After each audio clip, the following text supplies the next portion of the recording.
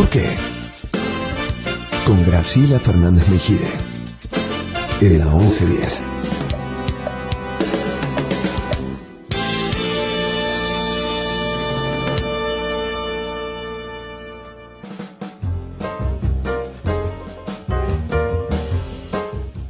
Bueno, yo le agradezco a mis colaboradores, que son Pablo Marmorato y Uriel Di Simoni y Nicolás Reynoso, pero mucho más, perdónenme ustedes muchachos, a Carlos Corach y a Walter Curia, que estamos conversando.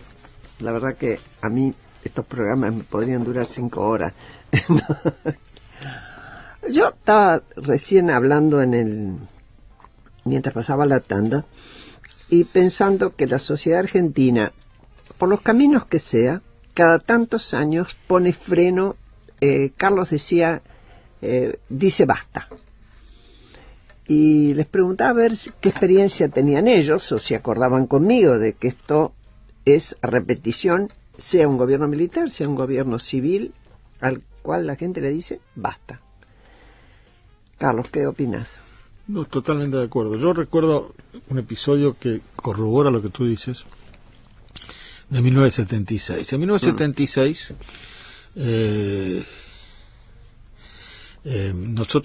yo trabajaba con el escribano Vittel en el Consejo.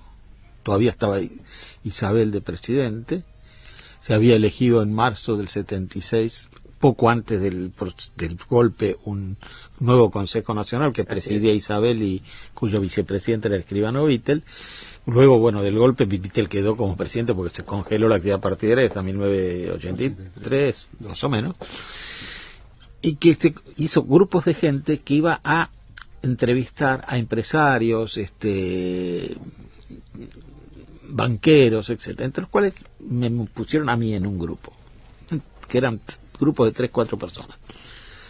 A mí me pusieron a mí con ese criterio, dice, bueno, andá vos, que ahí hay muchos judíos en los textiles, me acuerdo que... Entonces, el criterio de que cuando estalló la Daya o la AMIA, le pasó a los judíos. Se pasó a los judíos. Bueno, entonces, le digo, fui, ¿no?, a varios reuniones que se hacían de empresarios en casas particulares, Barrio Norte, Avenida Alvear. Y era imposible hablar. Te decían no. Pero digo, señores, faltan 6 meses para las elecciones y Isabel no puede ganar nunca una elección.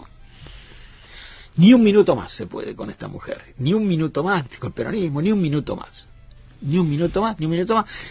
El gran porcentaje de la gente que nosotros, por lo menos mi grupo entrevistó, terminó quebrada durante el proceso militar, digamos, quebrada desde el punto de vista económico.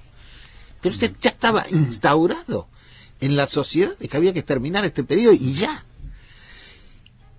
Y además, la responsabilidad, el tema de vos veías gente que hoy, bueno, se habla de los derechos humanos y qué sé yo, escuchame, que llevaban la banderita Somos Derechos Humanos, es decir, yo tuve problemas, por ejemplo, con mis hijos, que eran chiquitos en aquel momento, con el Mundial de Fútbol.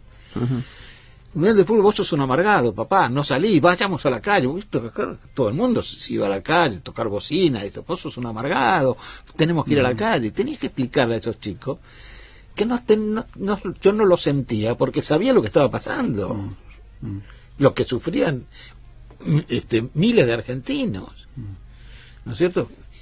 Bueno, y el país, ¿vos te acordás lo que fue había de cualquier manera una vida corriente, una vida que circulaba a la par de la tragedia de la dictadura? No, a la par, ¿no? Sin importarle. Bueno, sin importarle, sí. En el libro donde Seferino Reato le hizo el reportaje largo antes de la muerte de Videla, Videla dice en un momento, nosotros cometimos un error. No tendríamos que haber tomado el poder porque para combatir a la guerrilla nos alcanzaba con las leyes que había dado el gobierno elegido últimamente. Tras cartón, yo creo que, o el siguiente párrafo o después, habla del proyecto político que tenían los militares, que incluían a un Martínez de Hoz con toda su ideología económica. Claro, que ya lo estaba preparando el plan. Lo estaba venía preparado. Por eso no me asombra que muchos empresarios hayan dicho basta. ya se sabía que iba a ser. Yo creo que el tema del cambio del económico de los 70 acá se empezó a sentir con la dictadura. Totalmente.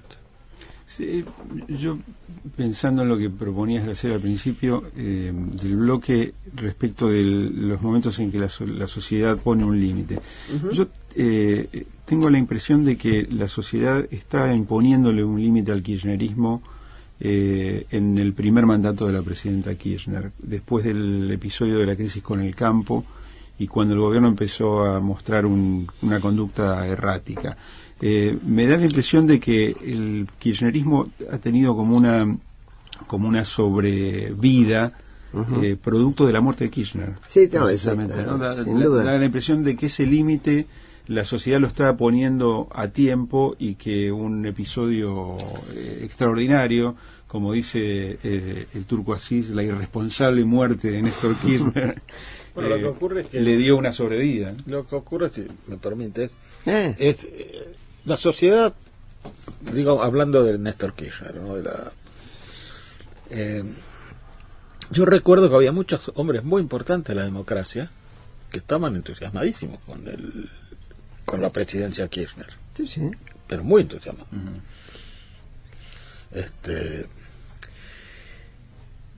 Yo siempre tuve una buena relación. Digo, hago una referencia personal muy breve. Tuve una buena relación con el señor Kirchner, porque Menem no lo quería recibir, esa es la verdad. No lo quería recibir no porque tuviera nada contra él, sino porque no lo aguantaba, ¿viste? Que no sé por qué, pero era como una cuestión de piel. Entonces, ¿quién lo tenía que recibir? El ministro del Interior, obviamente. Yo no. Digamos que, con respeto, digamos, a su memoria y demás, tenía un carácter difícil. Entonces, Menem me dice, vos tenés que recibirlo vos, dale todo lo que quieras. Doy mi palabra de honor que esas fueron las palabras. Dale todo lo que quieras, pero atendelo vos. Bueno, de ahí que Kirchner termina diciendo el mejor presidente. Bueno, nosotros le dábamos todo lo que pedía. La verdad, le dábamos todo lo que pedía. Y yo sabía cuáles eran los mecanismos de Kirchner. Kirchner venía a la capital para tener repercusión. Entonces venía a mi despacho, lo dejaba a veces a Devido afuera, porque venía con Devido, que era su ministro de Economía, que después hacía la recorrida por los ministerios y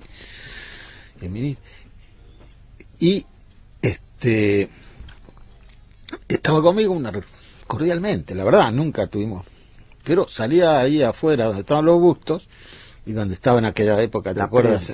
La prensa, y decía, y a este ministro le dije y no había dicho nada, pero ese era un poco como las reglas del juego, ¿te das cuenta? Lo mismo pasó cuando ya el gobierno de la Alianza, yo estuve en reuniones convocadas por De la Rúa con los gobernadores. Claro, él salía primero. Él no salía tanto antes, ahí lo madrugaba Rucauf, También.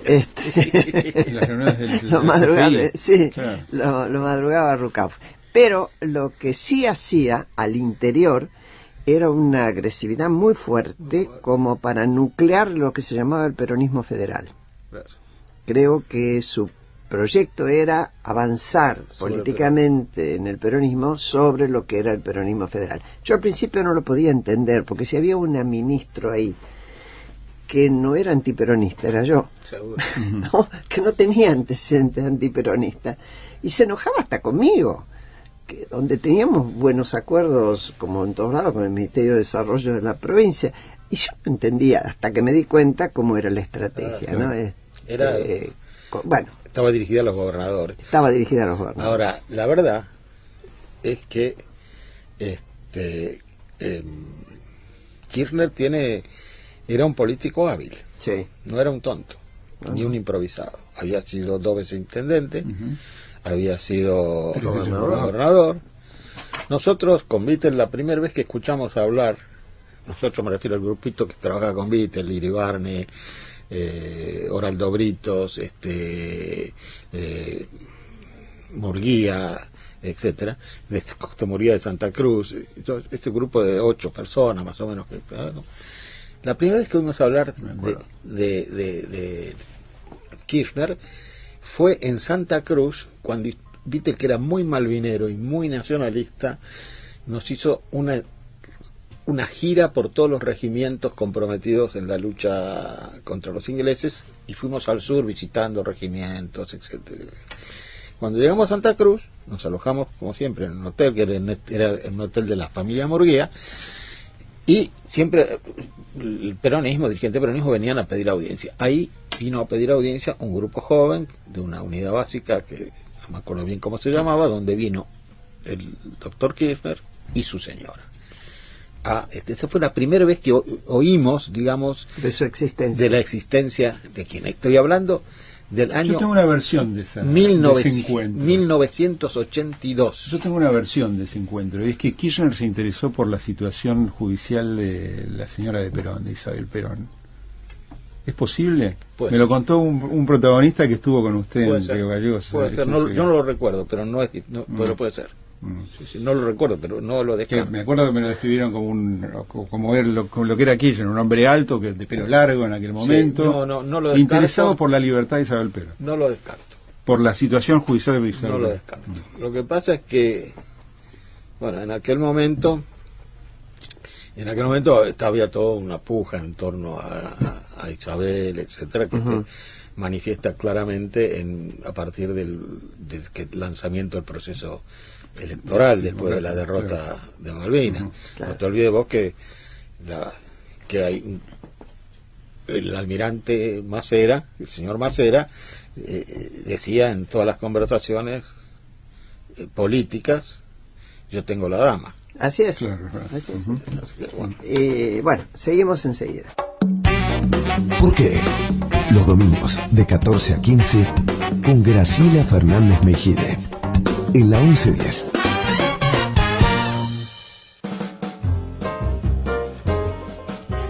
Bueno, acá estoy con Carlos Corach y Walter Curia. El tema es los 90, la década negada, ganada. Volvemos un poquito a ese tema. Nos quedó, ¿qué nos quedó? A mí por lo menos me quedó un comentario sobre la cuestión económica.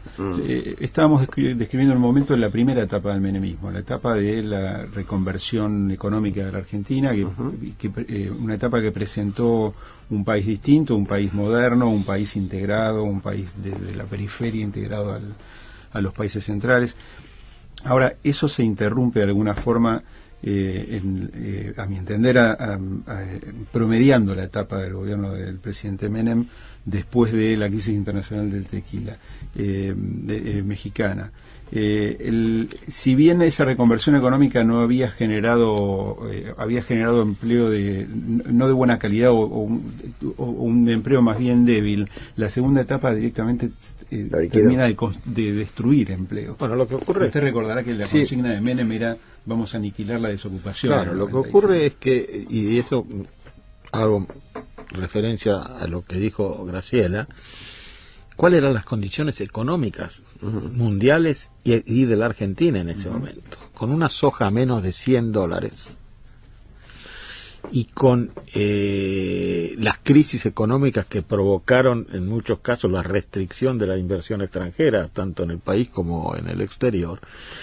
La evolución económica de la Argentina se vio evidentemente ralentizada y perjudicada.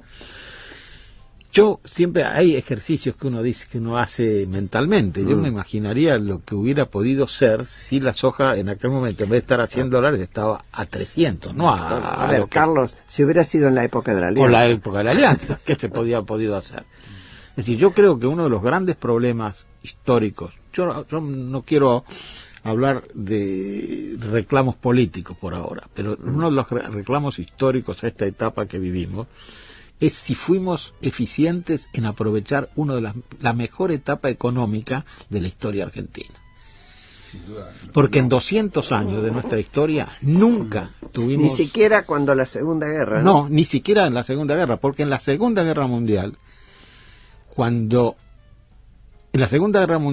la posguerra de la Segunda Guerra Mundial, tropezamos con dos problemas graves. Uno es la declaración unilateral de inconvertibilidad de la libra, pues todas nuestras exportaciones estaban en el Banco de Inglaterra, el fruto de nuestras exportaciones. Los ingleses dijeron, sí, están acá, se las vamos a dar, todo lo que quieran, pero no solo en el área de la libra. ¿Qué se podía comprar en la libra si estaba después de la guerra exhausta toda esa área? ¿Qué hicieron? Nos obligaron a comprar los ferrocarriles, que por supuesto Perón, que era un gran político, lo presentó como si lo arrancamos los ferrocarriles a los ingleses. Una persona que analizó con veracidad cuando se levantó el secreto de los archivos extranjeros fue Escudé, que después evolucionó por otro lado, pero ese primer libro que él escribe para la Universidad de Belgrano, que se llama Estados Unidos, Gran Bretaña y la decadencia argentina, muestra claramente cómo fue el proceso de compra de los ferrocarriles. Esa fue una cosa que nos perjudicó. Y la segunda cosa fue un error terrible de Perón. Perón basó enorme parte de su estrategia, toda su estrategia, en la Tercera Guerra Mundial. Claro, en la hipótesis de la tercera. Si vos lees a Perón en Descartes, que escribía en Democracia, yo tengo el libro de la entonces Secretaría de Información de la Presidencia, vos te das cuenta que toda la estructura de la política exterior de Perón era esa. ¿Por qué? ¿Por qué era esa? Porque nosotros estamos fuera del alcance del conflicto. ¿Y por qué estamos fuera? Hoy no estaríamos, pero ¿por qué estábamos en ese momento? Por una razón técnica. Claro. Porque los misiles intercontinentales de aquella época llegaban a Brasil únicamente, y al norte de Brasil, y nunca a Argentina. Por eso Perón decía, van a necesitarnos nosotros, van a tener que venir a comer acá. Y ahí se equivocó. Hoy da la impresión de que el gobierno se equivocó mal. Estuviera cometiendo un error parecido, por lo menos está obstinado en hacer una lectura de las relaciones internacionales un poco estancada. Yo diría paranoica. Sí, la presidenta siempre es la idea de la conspiración. No, pero la presidenta tiene claro que el poder de Estados Unidos está en declinación y no va a volver a recuperarse. Eso es lo que cree ella. Mira cómo está hoy el euro en comparación con el dólar. El dólar está vuelto a crecer. No podemos despreciar olímpicamente. Y a mí, francamente, creo que sería mejor que se mantuviera un equilibrio. No me interesa demasiado, creo yo que no es bueno para nadie que crezca una China a expensas de todo lo demás o viceversa. Claro. Es decir, no fue mal cuando pasó eso, ¿no? Pero no se puede despreciar las potencias que se construyeron y fueron hábiles. Había una anécdota que contaba Fernando Enrique Cardoso en una charla, ya hace 2 o 3 años. De repente nos larga la pregunta a los que estábamos ahí: ¿por qué creen ustedes que habían sido Rusia la que puso el primer satélite, con lo cual demostró una capacidad tecnológica importante? Después terminó con que el socialismo real perdió ante un Estados Unidos que crecía. Por supuesto nadie se atrevió a decir nada porque nos dimos cuenta que era una pregunta retórica que iba a ser contestada por él mismo. Y él dijo, porque los rusos no fueron capaces de llevarle al ama de casa ese avance tecnológico. Los norteamericanos le pusieron lavarropa, lavavajillas, aspiradora y todo lo demás. Terminó que la propia sociedad dijo, ¿para qué nos sirve a nosotros haber puesto un Sputnik si yo en mi casa no puedo tener ninguna ventaja? Y eso en Estados Unidos ha ocurrido, posiblemente también esté pasando en China, posiblemente, pero lo que uno no puede responsablemente es despreciar lo que fue un crecimiento de áreas, que además hay otras que dependen de ellos, ¿no? Me parece a mí, va. Sí, me acuerdo en ese sentido, que Kissinger dice que para esa época Estados Unidos había sobreestimado el poder militar y nuclear de la Unión Soviética, y si hubiera tenido que había tenido una mala interpretación, un mal análisis de lo que era ese poder. Si se lo hubiera interpretado en la medida, se habría ahorrado unos cuantos años de Guerra Fría. Lo que ocurre es que yo visité la Unión Soviética por primera vez en 1970, hace muchos años. Y lo que uno percibía era que la gente tenía una baja calidad de vida, pero estaba integralmente protegida. Desde que nacía hasta que se moría. Tenía educación gratuita en todos los niveles, habitación asegurada, aunque de malísima calidad, comida buena, totalmente regalada, libros regalados, los que se podían leer, los que se podían leer. Es decir, el hombre había de alguna manera trabajo asegurado de por vida, ahí no echaban a nadie, ahí estaba pleno empleo, pero es decir, era como que el hombre había resuelto las cosas por las que nosotros, los hombres de otros lugares, tenemos que correr todos los días para asegurar un ingreso razonable, o mejorar nuestro ingreso, o ambicionar otras cosas. Ahí estaba resuelto. ¿Y qué pasó entonces? Liberó lo mejor del ser humano. Es decir, el ansia de libertad, de cultura distinta, de ver otras cosas. Pasaron otras cosas. Y eso fue la bomba interna que destruyó la Unión Soviética en ese momento. Pero hoy, yo la última vez que fui a la Unión Soviética fui en un viaje oficial con Menem en 1998, creo. No era la Unión Soviética, ya era Rusia, estaba Yeltsin. Lo que usted ve ahora, que se veía ahora y creo que se sigue viendo, no sé ahora porque no, pero era un lujo obsceno de una parte de la sociedad y gran miseria. De la burocracia. Y gran miseria. Pero eso lo encontramos, yo lo encontré en todos lados, hasta en Kosovo. Claro. Hasta en Kosovo, que es como un país que no tiene economía. La burocracia comunista, que había quedado con el conocimiento, había armado las cadenas productivas, que era el contrabando en distintas medidas, porque tener el conocimiento del negocio queda en manos de los políticos que lo podían hacer, la estructura burocrática política. Esto produce que hoy Montenegro, por ejemplo, sea que era el país de Yugoslavia más integrado a Yugoslavia, más pobre, con Macedonia, tenga unos hoteles de lujo en toda su playa, todo hecho por los rusos, la burocracia rusa. Pero bueno, volvamos a la década del 90. Bueno, no, sí, para completar ese razonamiento, tal vez la segunda etapa de Menem,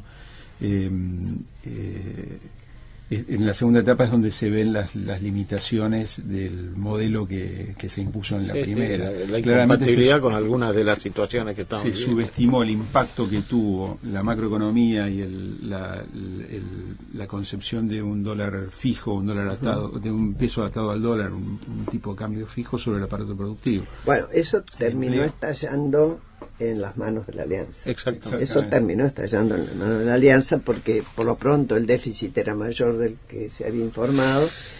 Nos quedamos trabados con eso de que la convertibilidad no se cambiaba, la gente nos interpelaba y nos decía: yo me acabo de comprar un departamentito con mi novio en cuotas en dólares. Claro. Graciela, ¿van a modificar? ¿Y yo qué le iba a decir? Los dos únicos que preconizaban salir de la convertibilidad eran Duhalde y Alfonsín. Exactamente. Y a Alfonsín le cerrábamos la boca, lo amordazábamos para que no hablara. Esa es la realidad, ¿no? Pero no porque uno quisiera, sino porque no se encontraba una alternativa que supliera las carencias. Está claro que si vos me permitís, una cosa, no sé cuánto tiempo tenemos todavía, pero digamos, ya poquito. Resumir la década del 90 para mí, que fui, digamos, que la viví realmente con intensidad. Si yo tuviera que definir en pocas palabras la década del 90, lo que yo veo es un intento de entrar, como tú dijiste, en la modernidad y en el mundo globalizado de la mano de las corrientes económicas prevalecientes en ese momento. Eso primero.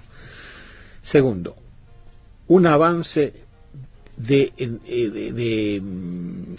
un avance en el perfeccionamiento de algunos servicios esenciales como las comunicaciones, etcétera.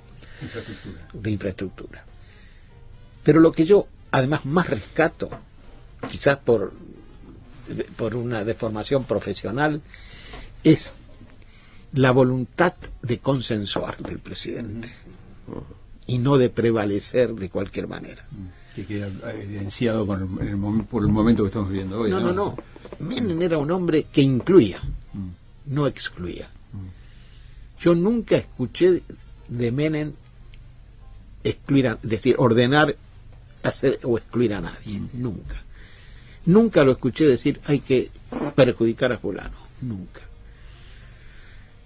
Es decir, era un hombre de consenso, un hombre que incluía, con todos los errores que hemos podido tener, por supuesto. Eso es absolutamente, para mí, formación intelectual, personal, política y cultural, para mí es fundamental. Para mí es fundamental. Eso lo va a exigir en los nuevos tiempos, ¿eh? Claro, ahora viene una etapa la etapa que viene es consenso. Déjeme hacer una pregunta. Por eso Scioli... Dale, es tuyo el programa, dale. Quiero hacer una pregunta respecto de este momento. ¿Cómo caracterizaría la relación entre el Poder Ejecutivo y el Poder Judicial que está a partir de los últimos acontecimios? Usted tiene una larga experiencia en relación con los jueces federales. 50 años. Sí, naturalmente. Y con los jueces federales en su momento en el gobierno. Mire, todos los gobiernos tienen relación con los jueces federales porque son los que intervienen en todos los litigios, juicios, etcétera, del diálogo que de alguna manera implican a funcionarios del Poder Ejecutivo Nacional. Yo preferiría no calificar en este momento absolutamente la relación del Poder Ejecutivo con el Poder Judicial, primero porque no quiero incurrir en injusticias, ¿no es cierto? No tengo conocimiento exacto de lo que está pasando, me entero por los diarios y como usted sabe, porque es periodista, no todo lo que está en los diarios lo tenemos que creer, ¿no es cierto? Entonces, como eso yo lo conozco, porque como tú dijiste al principio, he tenido siempre una excelente relación con el periodismo, y como sé eso, como esta es la única información que yo hoy tengo, que es la que tiene todo el mundo, preferiría... Ahora, pero como observador, dado que los representantes de los dos poderes... ¿Y quién te dijo que yo soy un observador? No lo sé. No, yo lo que sí me llamó la atención hace unos días, escuchar que cuando la ex mujer de Nisman describía toda la situación de lo que ella afirma fue el asesinato de su exmarido, dice, y es tarea del gobierno resolverlo.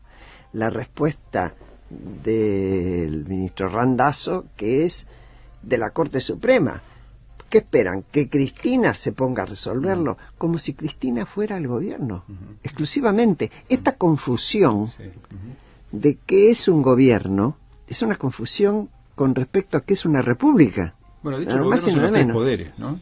Claro que son los tres poderes. Nosotros usamos mal el término gobierno. Claro, usamos el gobierno por el Ejecutivo solo. El gobierno son los tres poderes. Exactamente, entonces, pero ahí percibí en Randazzo la expresión de esa voluntad de ignorar qué cosa es una república. Sí, absolutamente. No es quien para decirlo tiene que resolver la Corte Suprema, no tiene que resolver la justicia por los caminos que tenga que seguir. No, pero al mismo tiempo Randazzo está aludiendo a cualquier responsabilidad del Poder Ejecutivo. Por supuesto, ¿no? Porque están con un lío entre manos, ¿no? Pero bueno, yo les agradezco un montón que nos hayan hecho recordar todo este tiempo de la historia. A lo mejor otra vez los convoco y seguiremos profundizando. Y a ustedes, nuestros oyentes, espero que lo hayan disfrutado igual que yo. Será hasta el próximo domingo. Que les vaya muy bien, que tengan una buena tarde.